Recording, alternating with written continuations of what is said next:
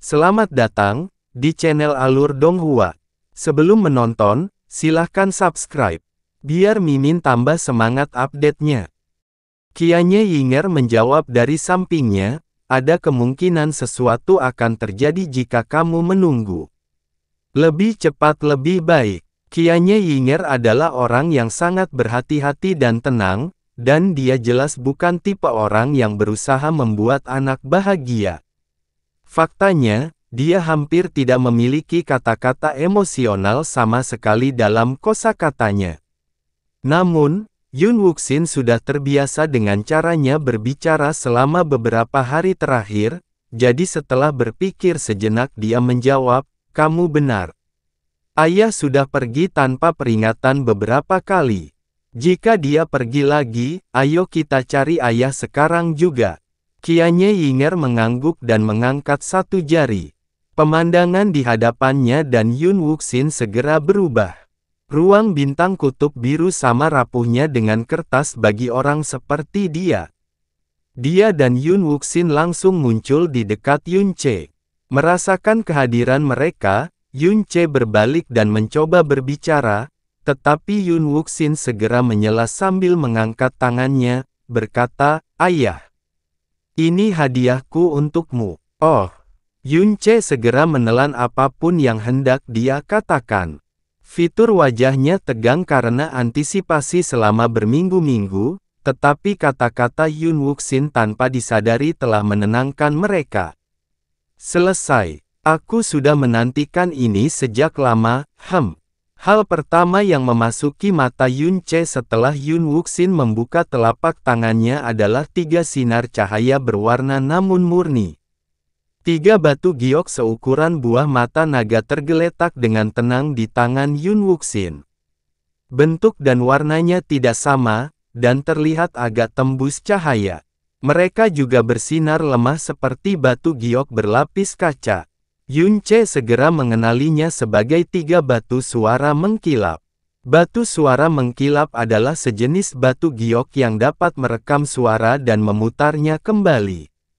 Mereka ada di setiap bidang, dan harganya lebih murah daripada batu pencitraan mendalam rata-rata. Lagi pula, batu pencitraan mendalam dapat merekam gambar dan suara, tetapi batu suara mengkilap hanya dapat merekam suara. Faktanya, sebagian besar hanya merupakan produk sampingan yang tercipta selama proses pembuatan batu transmisi suara atau giok transmisi suara. Di Blue Pole Star, sebagian besar batu suara mengkilap berwarna hitam keabu-abuan dan sama sekali tidak bercahaya. Namun, yang dipegang Yoon Wook-shin memiliki cahaya keemasan, azure, dan merah tua di dalamnya. Warnanya juga sangat murni. Batu suara mengkilap berwarna dapat dilihat di mana-mana di alam dewa. Sejujurnya, itu adalah sesuatu yang hampir tidak ada praktisi mendalam yang akan memperhatikannya bahkan jika mereka ditinggalkan di tanah. Namun, Yoon Che tahu bahwa batu suara mengkilap berwarna sangat langka di bintang kutub biru karena aktivitas unsur yang buruk di planet ini. Artinya, di Blue Pole Star, batu suara mengkilap berwarna hanya akan muncul di lingkungan ekstrim yang unsur-unsurnya sangat aktif. Misalnya, tempat-tempat tersebut antara lain daerah vulkanik, laut dalam, gurun terpencil, dan sebagainya.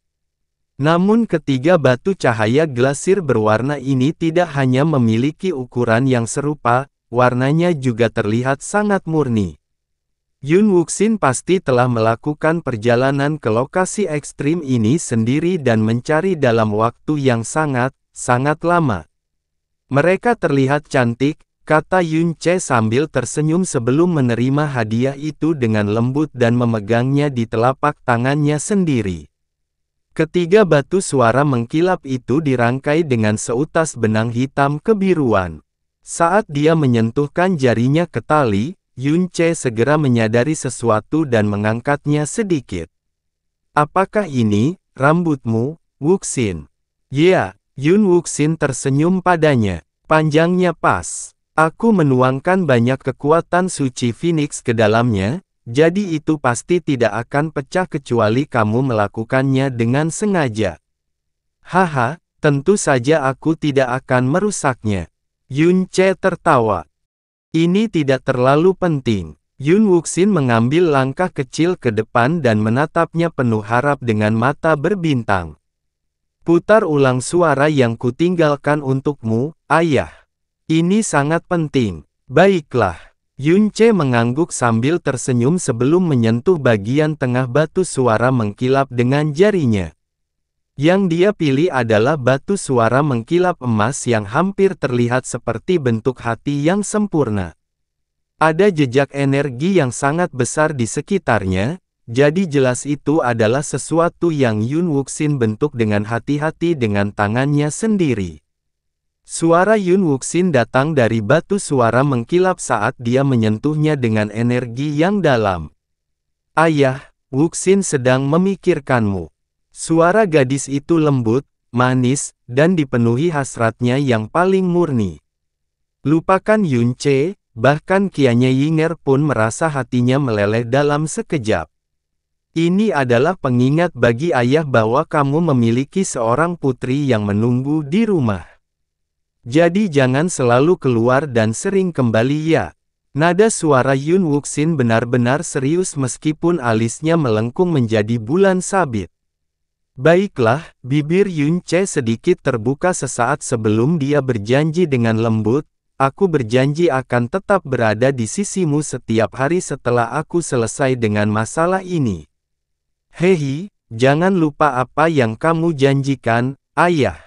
Kata Yun Wuxin sebelum memutar matanya.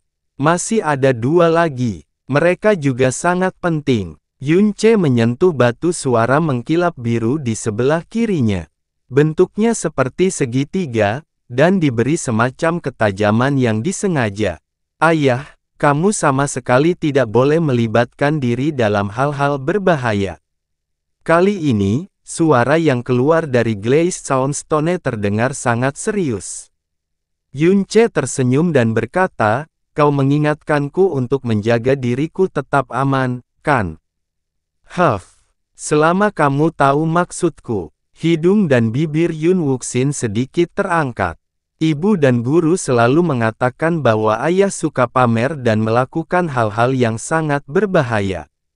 Terlalu sering kamu hampir membuang nyawamu. Yun Ce terdiam. Saya tidak peduli dengan apa yang terjadi di masa lalu. Tapi Anda seorang pria dengan seorang anak perempuan sekarang. Tidak ada ayah yang lebih buruk daripada orang yang membuat putrinya kehilangan seorang ayah. Jadi, Anda benar-benar tidak boleh melakukan hal berbahaya lagi di masa depan, oke? Tidak sedikit pun. Kamu tidak bisa melakukannya bahkan jika seseorang menyebutmu pengecut. Baiklah. Yun Ce meletakkan tangannya di dadanya dan berkata dengan sangat serius, aku berjanji kepadamu bahwa aku akan melindungi diriku sendiri dimanapun aku berada, dan berhenti melakukan apapun yang berbahaya di masa depan. Tatapannya tertuju pada batu suara mengkilap ketiga. Batu suara mengkilap ini berwarna merah tua, dan mengandung aura api dalam jumlah besar. Kemungkinan besar ditemukan di tempat-tempat seperti lava cair. Namun yang mengejutkan Yun Ce adalah bentuknya yang tidak biasa. Itu terlihat sangat tidak rata, dan jika dia melihatnya dari sudut tertentu, itu terlihat seperti kepalan tangan kecil. Apakah ini tinju? Tanya Yun Ce. Ya, Yun Wuxin mengangguk. Itu tinju. Yang ini cukup sulit dilakukan, saya harus menghabiskan waktu lama untuk membentuknya seperti ini, dan saya hampir mematahkannya dalam prosesnya. Suara di dalam sama pentingnya. Tinju. Sedikit penasaran dengan pemikiran putrinya ketika dia membuat benda ini, dia menyentuh batu suara mengkilap dan mendengar. Ayah. Kamu harus mengendalikan dirimu yang lebih rendah. Hehehe. Yun Wuxin terkikik melalui celah matanya yang setengah menyempit. Saya bukan satu-satunya yang mengatakan hal ini. Ibu dan guru juga setuju denganku. Aku tidak percaya dia mengajarimu kata-kata seperti ini. Ibumu pantas dipukul nanti, kata Yun Ce sambil pura-pura mengertakkan gigi. Ibu juga menyuruhku untuk memberitahumu agar berhati-hati agar tidak menyentuh batu suara mengkilap ini secara tidak sengaja saat kamu melakukan hal aneh dengan bibi lain di kemudian hari. Yun Ce menutup wajahnya dan berpikir dalam hati, astaga. Bahkan peri kecilku pun berubah menjadi aneh. Yun Wuxin mengedipkan matanya ke arahnya dan bertanya, ayah, wajahmu terlihat sangat aneh. Apakah hadiah ini tidak sesuai dengan keinginanmu? Yun Ce segera menggelengkan kepalanya dan tersenyum. Tentu saja tidak. Ini adalah hadiah paling berharga yang pernah saya terima dalam hidup saya. Saat dia selesai mengatakan ini, dia mengangkat tali batu suara mengkilap dan mengalungkannya di lehernya dengan lembut. Batu suara mengkilap benar-benar biasa bagi seseorang dengan pengalaman dan kekuatan Yun Ce, tapi batu ini khususnya membawa pemikiran dan harapan tak ternilai dari putrinya yang berharga. Saya akan memakainya selamanya. Dengan cara ini, saya akan selalu dapat mendengarkan suara Anda dimanapun saya berada. Dia membuka tangannya dan memeluk putrinya dengan lembut. Cengkeramannya tanpa sadar semakin kuat. Yun Wuxin mengerang. Ayah, detak jantungmu terdengar sangat cepat. Yun Ce menutup matanya saat senyuman paling murni dan hangat yang pernah dia kumpulkan muncul di wajahnya. Wuxin, putriku, terima kasih. Iya. Yun Wuxin sebenarnya merasa malu setelah mendengar ucapan terima kasihnya. Ini hanya hadiah kecil, ayah. Kamu tidak perlu mengatakan hal-hal aneh seperti itu. Aku tidak hanya berterima kasih atas hadiahmu. Saya juga berterima kasih kepada Anda karena telah mengubah saya menjadi pria paling beruntung di dunia. Kata-katanya membuat Yun Wuxin lengah. Wuxin, harap ingat ini. Yun Ce berbisik di samping telinga putrinya. Tidak peduli apa yang terjadi di masa lalu atau yang akan terjadi di masa depan, aku akan selalu menjadi pria paling beruntung yang masih hidup selama kamu aman dan bahagia. Oke, jawab Yun Wuxin lembut sebelum memeluk ayahnya sendiri, dan menyandarkan kepalanya ke bahu ayahnya. Qianye Yinger berbalik untuk melihat pasangan itu, dan untuk waktu yang lama dia mendapati dirinya tidak mampu memalingkan muka, ketika dia akhirnya mengalihkan pandangannya dari mereka, kilasan kehilangan dan kesedihan yang aneh bahkan baginya melintas murid emasnya. Negara Angin Biru, Kota Awan Terapung, Klan Xiao. Seperti biasa, Kota Awan Terapung hari ini sedikit bising namun damai. Floating Cloud City adalah kota terkecil di seluruh Blue Wind Nation, tapi sekarang kota ini juga merupakan tempat paling tidak biasa di seluruh benua langit yang mendalam. Tidak ada orang yang berkultivasi secara mendalam yang tidak mengetahui bahwa di sanalah guru spiritual Yun dilahirkan. Namun, kota Awan Terapung tetap sepi dan terpencil seperti biasanya, dan tidak ada perubahan nyata yang terjadi. Setiap hari, sejumlah besar praktisi dari benua langit yang mendalam atau bahkan alam iblis ilusi akan mengunjungi kota Awan Terapung untuk memuja tempat kelahiran guru spiritual Yun, namun mereka selalu melakukannya dari jarak jauh. Tidak ada seorang pun yang berani mengganggu atau menodai kota sepi ini sedikit pun. Sedangkan bagi warga kota Awan Terapung, sangat sedikit dari mereka yang benar-benar memahami apa arti sebenarnya dari gelar guru spiritual Yun itu. Bahkan lebih sedikit orang yang tahu bahwa klan Xiao dihadiri oleh orang-orang terhebat di benua langit yang mendalam, atau bahkan seluruh planet saat ini. Saya berharap kakek buyut menikmati kekayaan dan kedamaian abadi, dan hidup selama Gunung Nan. Silakan minum teh, kakek buyut. Xiao Lai duduk di tengah aula. Xiao Yongan saat ini sedang berlutut di depannya dengan sopan dan menyajikan teh untuknya dengan ekspresi serius di wajahnya. Anak baik, anak baik. Xiao Lai menerima cangkir teh sambil tertawa kecil dan menghabiskan minumannya dalam satu tegukan. Dia memasang senyum lembut di wajahnya. Dahulu kala, ketika Xiao Lai masih berusia 50-an, dia terlihat sangat tua meskipun dia adalah seorang praktisi alam mendalam roh. Kematian Yun Ce khususnya telah mengubah rambutnya menjadi putih seluruhnya dalam waktu hampir 1 malam. Hari ini adalah ulang tahunnya yang ke-70, tetapi dia tidak hanya memiliki rambut hitam dan kulit yang sehat, dia juga tampak setidaknya 30 tahun lebih muda. Penampilannya benar-benar berbeda dari sebelumnya. Tidak ada tempat yang lebih disukai Xiao Lai selain klan Xiao. Itu adalah tempat yang tidak ingin dia tinggalkan dalam waktu lama meskipun dia pernah terluka dan kecewa di masa lalu. Yun Ce telah membawa istri dan putrinya, dan Xiao Yun membawa istri dan putranya di pagi hari untuk mengucapkan selamat ulang tahun, dan menyajikan teh untuknya. Wuxin menyajikan teh kakek buyut. Giliran Yun Wuxin yang berlutut di tanah dan menyajikan teh Xiao Lai setelah Xiao Yongan. Xiao Lai menerima tehnya dan menghela nafas. Dia tersenyum dan berkata, "Tidak kusangka bahkan CR sudah memiliki anak perempuan sebesar ini. Waktu benar-benar tidak menunggu siapapun. Tapi kakek buyut, kamu semakin muda, bukan?" Yun Wuxin berkedip manis sambil tersenyum. "Jadi tidak mungkin waktu bisa mengejarmu. Masih banyak 70 tahun lagi yang menunggumu." Hahaha. Xiao Lai tertawa gembira. Kakek buyut juga tidak ingin menua terlalu cepat jika memiliki cicit yang begitu baik. Sekali lagi, dia menghabiskan teh yang disajikan dalam satu tegukan. Kehangatan teh menyebar ke seluruh tubuhnya, bukan hanya berhenti di organ dalam saja. Ketika kedua juniornya selesai menyajikan teh, Yun Ce dan Xiao Yun saling bertukar pandang. Yang terakhir tersenyum padanya dan berkata, "Kamu duluan, kakak." Meskipun nama asli Yun Ce bukanlah Xiao, tidak ada bedanya bagi Xiao Yun.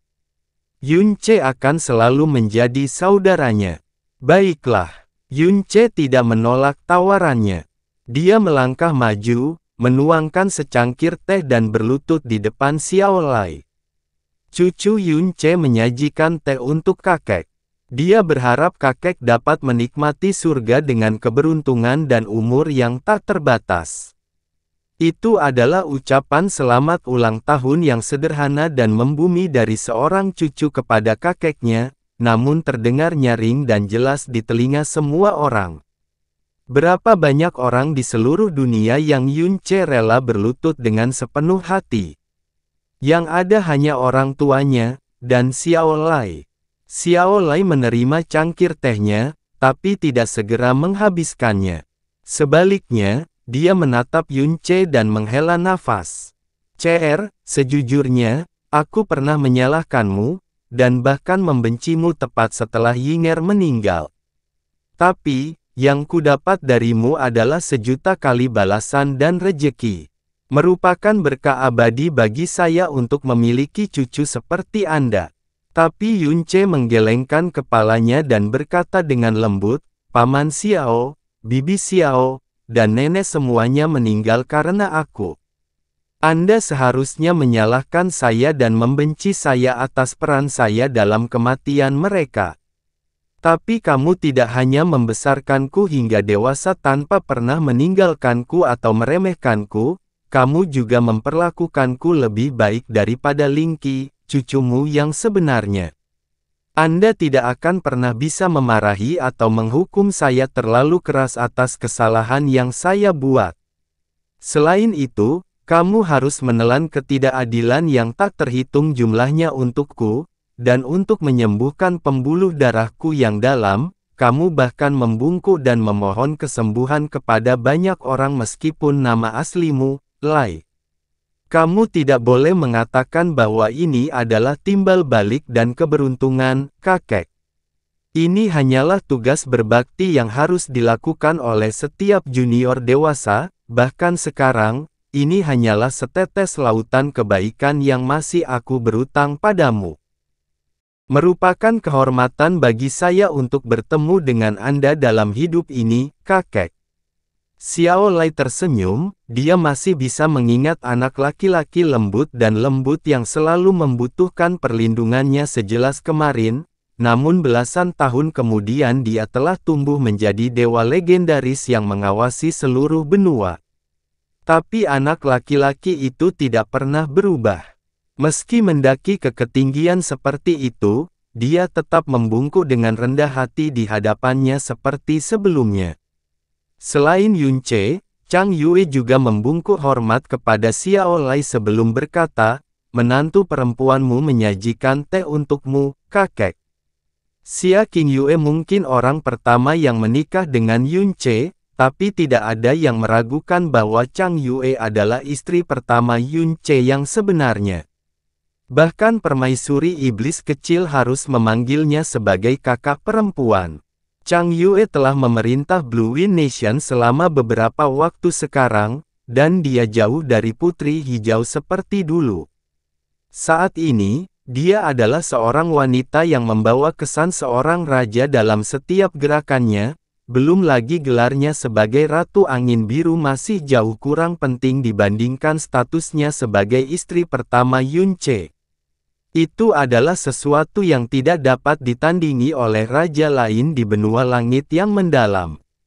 Yuir, Xiao Lai terkekeh sambil melihat ke arah Chang Yue. Bangsa ini tentu saja penting, tapi Anda juga sudah menikah dengan CR selama lebih dari 10 tahun, bukan? Saya pikir sudah saatnya kalian berdua mencoba dan mendapatkan anak. Saya yakin Anda juga ingin melanjutkan garis keturunan kerajaan Anda, bukan?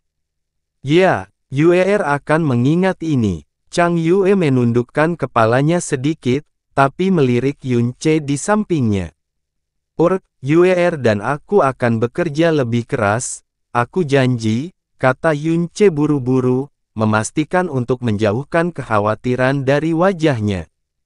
Sejak dia memperoleh garis keturunan Dewa Naga, dan khususnya sumsum Dewa Naga, esensinya tetap manusia, namun tubuhnya perlahan tapi pasti semakin mendekati tubuh naga, atau lebih tepatnya tubuh Dewa Naga. Dewa Naga adalah eksistensi tertinggi dalam ras naga bahkan di zaman kuno. Seekor naga pada dasarnya adalah orang yang cabul, dan Yunce tidak diragukan lagi adalah seorang pria pekerja keras. Sayangnya, Komodo terkenal memiliki angka kelahiran yang rendah, semakin besar seekor naga, semakin buruk pula angka kelahirannya. Yunce punya firasat bahwa hal seperti ini terjadi bertahun-tahun yang lalu. Chang Yue adalah raja dari Blue Wind Nation, dan permaisuri iblis kecil adalah penguasa dari alam iblis ilusi. Kedua ratu sangat ingin mempunyai anak dengan Yunce, tapi tidak ada hasil dari kerja keras mereka meski sudah bertahun-tahun berusaha. Faktanya, Yunce diam-diam telah mencoba obat roh yang menjamin kehamilan 100% pada istrinya sebelumnya, tapi apa yang langsung efektif pada Xiao Yun dan nomor 7 di bawah langit sama sekali tidak berguna baginya. Itu adalah sesuatu yang sangat mengganggunya.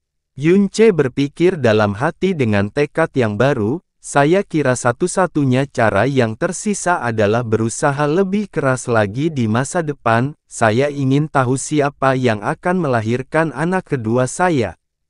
Apakah akan semanis Wuxin? Saat pikiran itu terlintas di benaknya, tubuhnya tiba-tiba bergetar karena rasa sakit yang luar biasa, seolah-olah ada jarum beracun yang menembus jantungnya. Apa yang terjadi? Sejak Yunce menghadapi Xiao Lai, tidak ada yang menyadari kilatan rasa sakit di wajahnya. Giliran permaisuri iblis kecil yang menyajikan teh setelah Chang Yue selesai.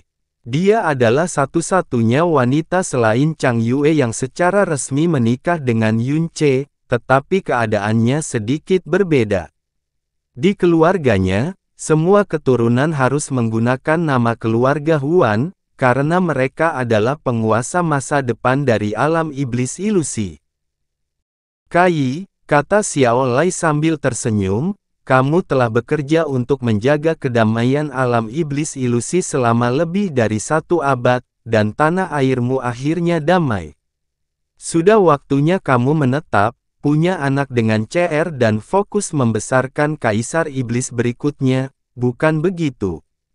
Sesuai permintaanmu, permaisuri iblis menjawab dengan sangat hormat. Chu Yue-chan datang setelah permaisuri iblis kecil.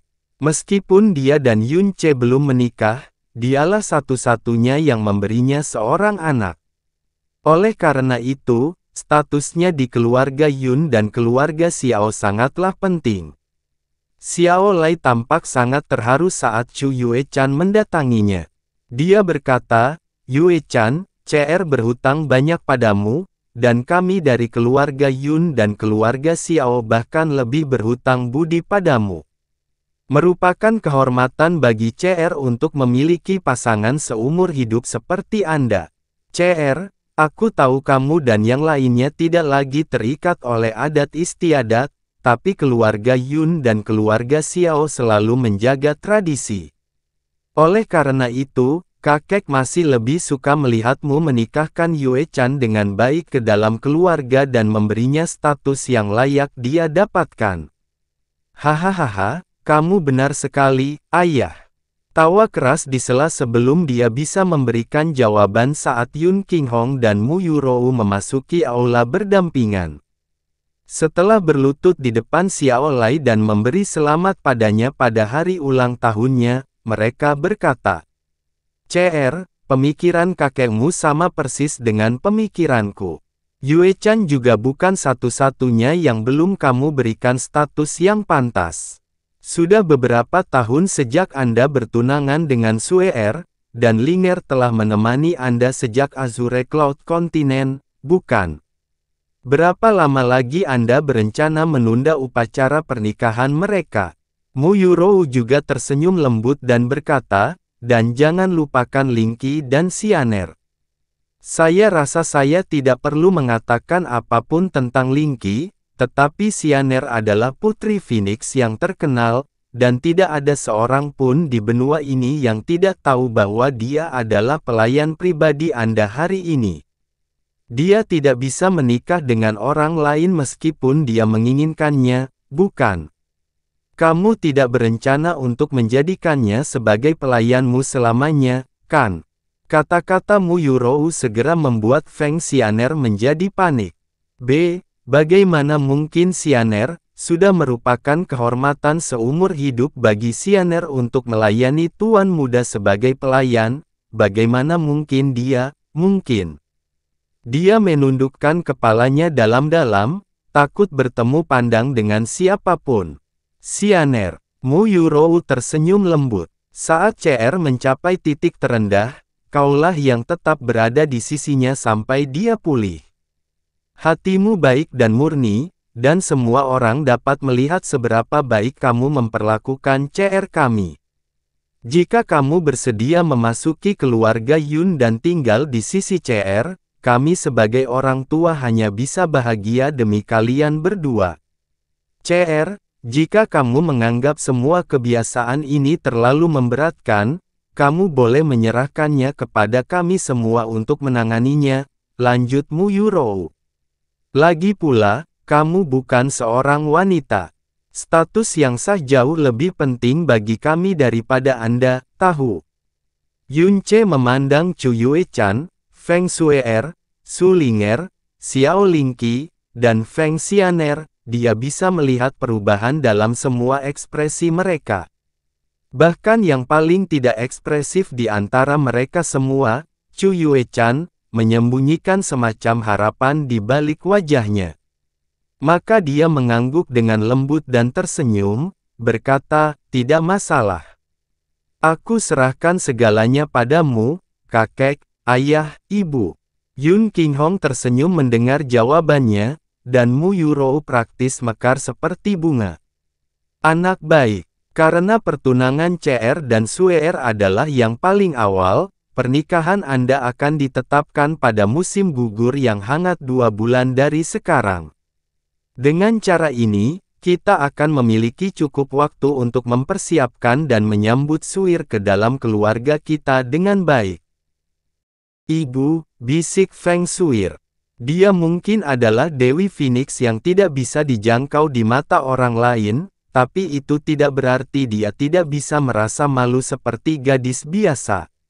Sedangkan untuk Xianer, Mu Yurou melanjutkan, kamu dan Suer kebetulan berasal dari garis keturunan yang sama, jadi kenapa kamu tidak bergabung dengannya di pernikahan yang sama? Mu Yurou jelas sudah mempunyai rencana di benaknya. Feng Xianer adalah yang termuda di antara semua wanita Yun Ce, dan kekaguman serta kekagumannya pada Yun Ce hampir obsesif. Bahkan ketika dia menghadapi istri Yun Ce, dia hanya bertindak seperti seorang pelayan. Dalam hal ini, Mu Yurou tahu bahwa memaksakan pernikahan yang pantas pada Xianer hanya akan membuatnya tidak nyaman. Ah, pipinya memerah, Feng Xianer mengerang sambil mencengkeram ujung gaunnya dengan gugup. Aku, Xianer, mungkin yang kamu inginkan dalam hidup hanyalah menjadi pelayan CR selamanya, tapi bagaimana dengan orang tuamu? Mu Yurou tersenyum lembut padanya. Anggap saja itu memberikan jawaban yang pantas kepada orang tuamu. Meskipun, aku kira kami tidak melakukan hal yang benar padamu sepenuhnya. Tidak sama sekali, Feng Xianer menggelengkan kepalanya kuat-kuat. Saat ini dia merasa seperti melayang di tanah, dan alasannya hampir tertutup sepenuhnya selama beberapa menit terakhir. Beberapa waktu kemudian, dia akhirnya menundukkan kepalanya dalam-dalam dan berbisik sepelan nyamuk, aku akan menyerahkan semuanya pada tanganmu, Nyonya. Haha, menurutku dia masih menjadi Nyonya untuk saat ini, bukan? Kamu dan Suir harus mengubah caramu memanggilnya dalam 2 bulan, kata Yun Qinghong sambil tertawa keras. Ucapannya yang sederhana menyebabkan kemerahan di pipi Feng Xianer menyebar hingga ke lehernya, dan jantungnya seperti ingin melompat keluar dari tenggorokannya. Mengenai tanggal pasti pernikahannya, saya akan bertemu dengan saudara Feng dan membicarakannya dengannya besok. Tawa yang dahsyat keluar dari pintu masuk tepat saat Yun Qinghong selesai berbicara. Hahaha, tidak perlu itu. Kita bisa menentukan tanggalnya sekarang juga. Ayah. Feng Suir berbalik dan berteriak sambil tersenyum. Feng Henkong melangkah masuk dan membungkuk dalam-dalam ke arah Xiao Lai. Senior Xiao, Divine Phoenix Feng Henkong datang untuk memberikan ucapan selamat ulang tahunnya. Secara teknis, dia setidaknya beberapa ratus tahun lebih tua dari Xiao Lai, tapi karena putrinya akan segera menikah dengan Yun Ce, senioritasnya sekarang 1 tingkat di bawah Xiao Lai. Faktanya, lupakan alam dewa, usia 70 tahun bukanlah usia yang tua bahkan di antara praktisi tingkat tinggi di benua langit yang mendalam. Dalam kehidupan Feng Henkong, ini adalah pertama kalinya dia menghadiri ulang tahun orang tua yang berusia di bawah 500 tahun. Tapi tidak peduli seberapa biasa Xiao Lai, dia tetaplah kakek Yun Ce. Mengapa kamu datang, ayah? Feng Suir bertanya. Bukan hanya saya, kata Feng Henkong. Banyak orang penting yang melakukan perjalanan ke Floating Cloud City saat ini. Yun Ce menempelkan tangannya ke dahinya dan mendengus tak berdaya. Bajingan ini, hehe, wajar saja kalau dipikir-pikir. Yun Qinghong tersenyum sambil menjelaskan, tidak ada seorang pun di benua langit yang mendalam atau alam iblis ilusi yang berani untuk tidak terlalu memikirkan apapun yang berhubungan dengan Anda. Meskipun benar kamu tidak memberi tahu siapapun tentang ulang tahun ayah yang ke-70, tidak mungkin mereka tidak mengetahuinya, apalagi melewatkannya. Yun Qinghong jelas tidak terkejut atau khawatir dengan hal ini. Dia segera beralih ke topik berikutnya dan bertanya, jadi, kamu tidak punya masalah dengan pernikahan Suer dan CR? Tentu saja tidak. Feng Henkong tertawa. Sekte dan kekuatan di benua ini telah lama menunggu pernikahan mereka. Begitu berita ini tersebar, saya yakin segalanya akan menjadi hidup untuk waktu yang lama. Guru spiritual Yun dan Dewi Phoenix adalah perwakilan pria dan wanita dari eksistensi tertinggi mutlak di benua langit yang mendalam. Tentu saja, pernikahan resmi mereka adalah sesuatu yang akan dirayakan oleh semua orang. Sekarang kita sudah memutuskan pernikahan Suer dan Xianer, hanya Yue Chan, Ling Qi, dan Linger yang tersisa. Mu Yurou berseri-seri pada calon menantunya. Pernikahan Ling Qi bisa menunggu, tiba-tiba Xiao Lai berkata dengan keseriusan yang tak terduga. Komentarnya dan nadanya yang agak acuh tak acuh menyebabkan senyuman Mu Yurou sedikit menegang. Bahkan Xiao Ling Qi sudah melupakan rasa takutnya dan menatap Xiao Lai dengan terkejut. Jantung Yun Ce berdetak kencang saat dia memilih kata-katanya dengan hati-hati. Pada akhirnya, dia memutuskan untuk bertanya dengan jujur dan langsung, "Kakek, apakah hubungan kita membuatmu tidak nyaman?" Aula itu langsung menjadi lebih sunyi. Memang benar bahwa Yun Ce dan Xiao Ling Qi tumbuh bersama dan memiliki ikatan yang mendalam satu sama lain. Memang benar juga bahwa mereka tidak memiliki hubungan darah sama sekali. Namun, hampir semua orang di Floating Cloud City mengira Xiao Ling Qi adalah bibi kecil Yun Ce sebelum dia berusia 16 tahun. Aku bukannya merasa tidak nyaman dengan hubunganmu. Xiao Lai menggelengkan kepalanya sebelum menghela nafas pelan. Aku hanya berpikir aku akan merindukannya, itu saja. Yun Ce terkejut dengan jawabannya. Kamu ingin Ling Qi tinggal bersamamu beberapa tahun lagi. Anda tidak perlu khawatir, kakek. Anda tidak akan pernah kehilangan Ling Qi apapun yang terjadi di masa depan. Bukan itu. Tiba-tiba, Xiao Lai mulai tertawa dengan kenakalan yang tak terduga. Aku hanya ingin kamu memanggilku kakek untuk beberapa tahun lagi. Jika kamu memanggilku ayah mertua sekarang, aku rasa aku tidak akan bisa langsung terbiasa dengan hal itu. Hahaha. Xiao Lai tertawa sepuasnya saat melihat ekspresi bodoh di wajah Yun Ce. Akhirnya mendapat lelucon, semua orang menggemakan tawanya untuk waktu yang sangat lama. Ayah, serius, tegur Xiao Ling Qi pelan sebelum melirik Yun Ce. Bahkan dia terkikik pelan setelah itu. Setelah pihak Yun Ce selesai menyajikan teh, Xiao Yun segera menghampiri Xiao Lai bersama istrinya, nomor 7 di bawah langit. Setelah prosesnya selesai, dia berkata tanpa bangkit kembali, kakek, kakak ketujuh, dan sebenarnya ada sesuatu yang ingin ku beritahukan padamu. Oh, apa itu? Xiao Lai berseri-seri pada cucunya. Di sisi lain, bibir Su Linger sedikit melengkung ke atas, dia jelas tahu apa yang akan dikatakan Xiao Yun. Xiao Yun memegang tangan nomor 7 di bawah langit dan menyatakan dengan kegembiraan yang nyaris tak tertahan, adik ketujuh, mengandung anak lagi. Oh, cengkeraman Xiao Lai pada kursinya semakin erat saat dia melompat berdiri. Apakah kamu benar-benar yakin?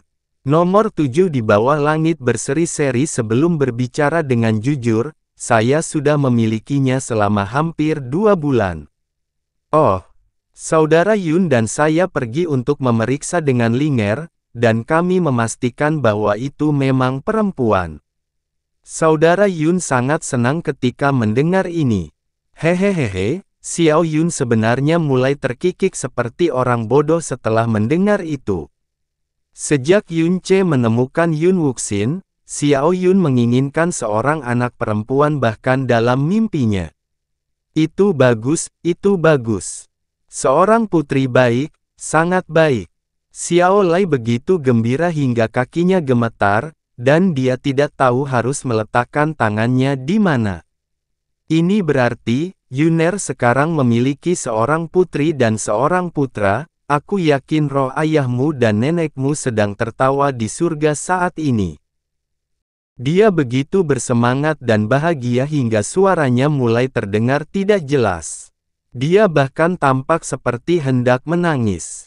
Untuk waktu yang lama, hidupnya sulit dan kesepian, tetapi dia tidak hanya bertemu kembali dengan Xiao Yun, dia bahkan dikaruniai sejumlah cucu. Tidak ada hal lain yang mungkin dia inginkan dari kehidupan ini. Yunce berbicara sambil tersenyum, "Kakek, cucumu adalah gadis pertama di generasinya yang memasuki garis keturunan keluarga Xiao, kan? Mengapa kamu tidak memberinya nama?" Xiao Yun segera mengangguk. "Itu benar, kakeklah yang seharusnya memberi nama padanya." Xiao Lai tidak menolak tawaran itu. Setelah menarik napas dalam-dalam beberapa kali dan menenangkan diri, dia merenungkannya sejenak sebelum menjawab, "Ayo panggil dia, Yongning." Yongan adalah kedamaian abadi, Yongning kedamaian abadi, nomor 7 di bawah langit tersenyum.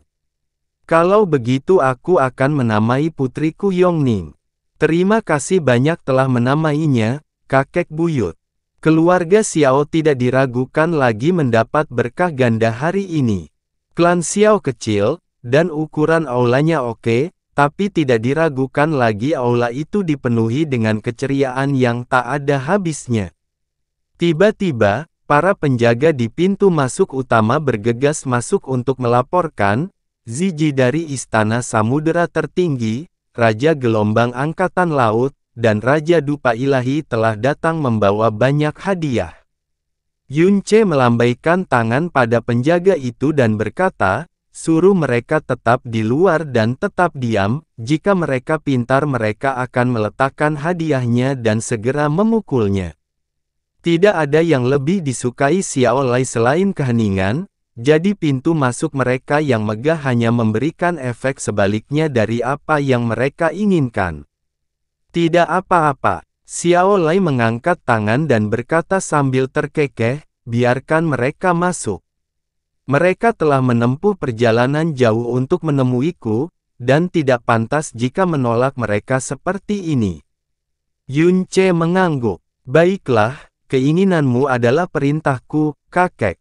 Untuk kali ini, Xiao Lai tidak keberatan menyambut tamu di depan pintu rumahnya, dan Yunce dengan bijak meninggalkan tempat itu untuk sementara. Jika dia berkeliaran, dia merasa bahwa tamu terhormat ini bahkan tidak berani menarik napas dalam-dalam di hadapannya.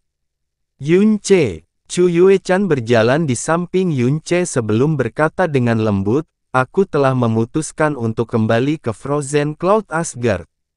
Pada akhirnya, saya pikir itulah tempat terbaik bagi saya." "Oh." Mata Yunce berbinar. "Apakah kamu akan menggantikan kursi penguasa istana?" Chu Yuechan telah tinggal di Frozen Cloud Asgard selama beberapa dekade, jadi pengetahuan dan perasaannya terhadap sektenya sangat dalam. Bahkan saat dia menjadi pemimpin 7 peri awan beku, pengalaman dan reputasinya tak tertandingi oleh siapapun. Setelah air kehidupan ilahi Yunce membawanya ke jalan ilahi, dia pasti akan menjadi inti terpenting dari istana abadi awan beku. Tapi Chu Yuechan menggelengkan kepalanya sebelum menjawab, "Qiansui dan Yueli ingin aku menjadi penguasa istana, tapi aku menolak tawaran itu. Namun, saya setuju untuk menjadi wakil kepala istana untuk saat ini." "Itu bagus juga." Yunce tersenyum padanya. Yun Wuxin sudah dewasa sekarang, dan dia tidak lagi membutuhkan ibunya untuk menemaninya setiap saat. Dalam hal ini, Frozen Cloud Asgard adalah rumah terbaik baginya. Tentu saja, kembalinya peri kecantikan beku ke istana abadi awan beku pasti akan mengguncang seluruh dunia lagi. "Saudara ipar." Suara Xia Yuanba bergema dari kejauhan saat aura terkunci kuat pada suara Yunce. Tubuh besarnya dengan cepat muncul di langit sebelum mendarat tepat di sebelah Yunce. Hari ini adalah pesta ulang tahun kakek Xiao yang ke-70, aku tidak terlambat, kan? Yuanba kemudian mengamati sekeliling sebentar sebelum tanpa sadar mengeluh, ini terlalu ramai. Ya, ini terlalu ramai. Yunce mengerutkan bibirnya setuju sebelum menyentuh kalung di lehernya dengan sengaja. Mata Xia Yuanba mengikuti gerakannya secara alami sebelum bertanya dengan bingung, apakah itu, batu suara mengkilap? Yunce segera mengangguk dan mengangkat Glazed Soundstone. Ini adalah hadiah Wuxin untukku. Dia mencari kemana-mana dan membuatkannya untukku sendiri. Cantik sekali, bukan? Tiba-tiba ledakan kegembiraan Yunce membingungkan Xia Yuanba sedikit. Dengarkan ini, Yunce menyentuh batu suara berkilau berbentuk hati di tengahnya dan segera mengeluarkan suara manis Yun Wuxin. Ayah, Wuxin sedang memikirkanmu. Bibir Yunce otomatis membentuk senyuman lebar saat mendengar ini. Mata Xia Yuanba melebar sebelum dia setuju secara emosional, ini, hal kecil yang patut ditiru. Saya tahu, Yunce berseri-seri. Jadi Yuanba, carilah istri dan buatlah beberapa anak. Ketika itu terjadi, Anda akan menemukan bahwa seluruh dunia Anda telah berubah. Pupil Xia Yuanba menyusut sedikit dan menolak Yunce tanpa ragu-ragu seperti sebelumnya. Tidak, wanita adalah hal yang paling menyusahkan di dunia. Sendirian lebih baik. Bahkan jika kamu tidak terburu-buru, ayahmu akan terburu-buru. Yunce menjentikkan bahu Xia Yuanba sekali dan berbicara seperti orang yang berpengalaman. Baiklah, kita lihat saja nanti. Xia Yuanba masih menggelengkan kepalanya meski dibujuk oleh Yunce. Sejak Vena ilahi kaisar tiraninya telah sepenuhnya terbangun, dia telah berubah menjadi seorang mania kultivasi yang hampir tidak tertarik pada hal lain. Ngomong-ngomong, ada sesuatu yang sudah lama ingin kutanyakan padamu, kakak ipar. Oh, dia bisa merasakan tatapan Xia Yuanba tiba-tiba berubah sedikit rumit. Aku ingin tahu, Xia Yuanba menarik napas sekali sebelum bertanya, kamu tahu di mana kakakku, bukan? Atau haruskah kukatakan kamu sudah pernah bertemu dengannya sekali? Yunce segera menarik kembali semangatnya dan bertanya dengan hati-hati, mengapa menurutmu begitu? Reaksi Yunce praktis merupakan konfirmasi atas kecurigaan Xia Yuanba. Yang terakhir menjawab dengan serius, dulu, kamu tidak pernah berhenti berusaha mencari kakak perempuan, meskipun kamu bersikeras bahwa dia mendapat berkah dari surga, dan kamu tidak terlalu mengkhawatirkannya.